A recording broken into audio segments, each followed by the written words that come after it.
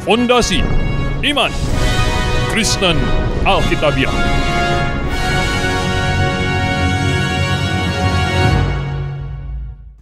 Ya, pemirsa yang kami kasihi di dalam Yesus Kristus.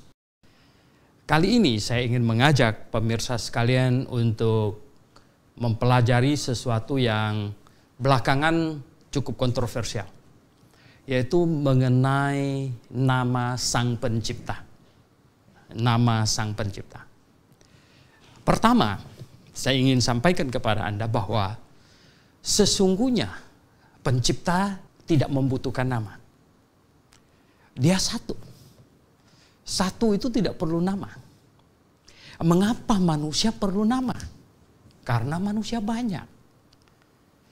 Banyak, bagaimana cara memanggilnya kalau tidak ada nama? Bapak yang pakai baju merah. Kalau di ruangan ada beberapa yang pakai baju merah. Dan dia tidak selalu pakai baju merah. Bapak yang pakai kacamata. Banyak yang pakai kacamata. Dan lain sebagainya. Oleh sebab itu kita perlu nama. Perlu identifikasi. Terlebih untuk berbagai hal. Untuk berbagai keperluan. Bahkan tidak cukup hanya nama. Perlu hal-hal yang lain sebagai identifikasi diri. Bahkan sidik jari untuk identifikasi. Dan lain-lain sebagainya. Tanda tangan misalnya. Tapi Tuhan, Allah pencipta langit dan bumi, tidak memerlukan nama sebenarnya. Nah tetapi, karena manusia ingin memanggilnya, dan pernah satu peristiwa di mana Musa menuntut supaya kami mau memanggil, nanti engkau suruh saya pergi ke Mesir, bawa mereka keluar, nanti mereka tanya siapa dia, bagaimana saya menjawab. Dan Tuhan dalam bahasa Ibrani berkata, Eye Eser Eye. Sebenarnya aku yang adalah aku. Gitu. Nah, Bapak Ibu Saudara yang saya kasih dalam Tuhan, akhirnya terbentuklah di kitab Perjanjian Lama ditulis nama, itu Yod, He, Vau, He. Jadi JHVH. Nah, Bapak Ibu yang saya kasih dalam Tuhan Yesus. Nah, belakangan ini menjadi kontroversial karena JHVH ini bacaannya apa? Nah, orang Yahudi sudah biasa, mereka huruf mati saja tanpa huruf hidup bisa membaca. Sebenarnya seperti kita, DLL kita bilang apa? Dan lain-lain, gitu. DST dan seterusnya. Sekarang makin hari makin banyak singkatan gitu. Nah, kita tahu maksudnya apa itu. Nah, demikian juga dengan bangsa Yahudi, JHVH. Nah, belakangan, sebenarnya dulu saya tidak begitu memperhatikannya, tetapi karena belakangan ini menjadi kontroversial, mau tidak mau ini harus diselidiki. Harus diselidiki. Jadi, ada yang berkata, apakah bunyinya Yahweh atau bunyinya Jehovah? Oke. Jadi Bapak Ibu sekalian, saya berusaha menelusuri. Ternyata saya dapatkan bahwa naskah paling kuno yang memakai huruf hidup, yang ada huruf hidup, itu adalah Masoretic Text. Masoretic Text ini dibuat oleh Masoret, Baliha Masoret. Masoret itu artinya tradisi. Jadi ini para penjaga guru tradisi. Menghasilkan, ini kitab yang disebut, atau sebenarnya itu kitab Perjanjian Lama, mereka susun kembali, dan hasilnya disebut Masoretic Text. Itu di abad ke-9. Nah, Masoretic Text ini ternyata, kita lihat di Masoretic Text ini, yaitu kitab Perjanjian Lama yang paling tua, yang ada huruf hidupnya. Di situ bunyinya Jehovah. Jehovah. Jadi bunyinya Jehovah. Berarti nah di kitab Perjanjian Lama yang paling tua yang ada huruf hidupnya bunyinya Jehovah. Nah lalu dari manakah datangnya Yahweh itu? Ya saya menelusuri, ternyata ya di Ecclesiastical Encyclopedia di situ ada mencatat di situ ya, orang yang pertama kali memperkenalkan bunyi Yahweh itu adalah Ewald namanya. Nama belakangnya Ewald. Nama lengkapnya adalah George Henrik August Ewald. Nah, Ewald inilah yang pertama kali memperkenalkan bacaan bunyi Yahweh. Gitu. Nah, Ewald ini kemudian banyak teman-temannya ikut dia, termasuk Havenrich, ya itu temannya, ya. Jadi ada banyak temannya, ya. Mereka membuat teori. Jadi Ewald ini membuat teori demikian, katanya bahwa bunyi Jehovah yang di Masoretic text itu katanya O-nya itu ya Jehovah huruf O-nya ya dan Jehovah dan A-nya itu ya itu diambil dari kata Adonai katanya dipindahkan ke sana begitu menurut Ewald dan Ewald berkata bahwa orang Yahudi sebenarnya sudah lupa bunyinya seperti apa. Dan dia, ya menurut dia memakai teorinya segala macam, yang bunyinya benar adalah Yahweh. Nah Bapak Ibu yang saya kasih dalam Tuhan, teolog-teolog liberal yang tidak lahir baru, ya banyakkan di Eropa, terpengaruh oleh Ewald ini. Tetapi kelompok fundamentalis tidak terpengaruh. Mengapa? Logikanya begini, logikanya. Kalau orang Yahudi lupa bagaimana bunyi JHVH yang benar gitu, mengapa orang Jerman pula yang bisa ingat? Nah ini kan anehnya bukan main.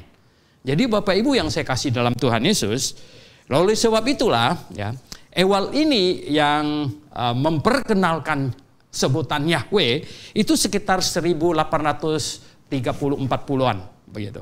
Nah oleh sebab itu di King James Version yang terbit 1611 ini kan masih jauh di atasnya. 1611 itu bunyinya adalah Jehovah.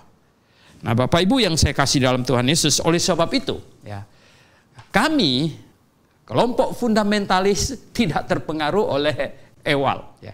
Oleh sebab itu kami tetap ya percaya yang benar bunyinya adalah Jehovah bukan Yahweh. Nah kemudian Bapak Ibu yang saya kasih dalam Tuhan, yang belakangan ini jadi kontroversial juga adalah apa? Kata Allah. Kata Allah ini bagaimana? Ada yang bilang itu dewa bulan dan lain sebagainya. Sebenarnya tidak. Ya. Kata Allah itu ya hampir semua ensiklopedi. Kalau Anda bisa buka misalnya Ensiklopedi Americana, ya, Ensiklopedi Britannica, ya. Kamus ini berbagai kamus dan ensiklopedi semuanya menyatakan bahwa Allah, kata Allah itu adalah kata bahasa Arab ya, yang sebenarnya hasil bentukan dua kata dijadikan satu, yaitu apa? Al dan ilah. Al itu adalah definite article. Definite article itu artinya kalau bahasa Inggris itu the, the, ya, the man gitu, jadi orang itu. Ini definite article. Jadi al apa?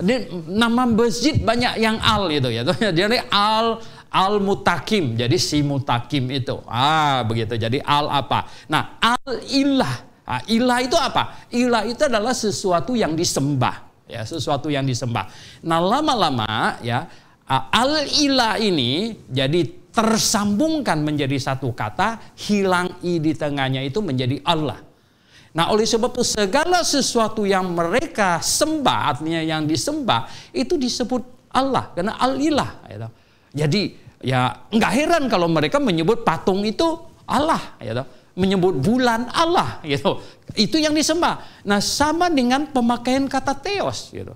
Theos dalam bahasa Yunani itu adalah sesuatu yang disembah gitu, ya, dewa, ilah gitu. Nah, yang disembah. Nah, oleh sebab itu Bapak Ibu yang saya kasih dalam Tuhan Yesus Kristus, sebenarnya tidak ada masalah ya memakai kata Allah. Nah, Allah bukan nama gitu. Allah itu bukan nama ya. Ada yang berkata, "Pak, Allah itu nama." No ya. semua ensiklopedi berkata bahwa Allah itu bukan nama. Allah itu sebutan. Gitu.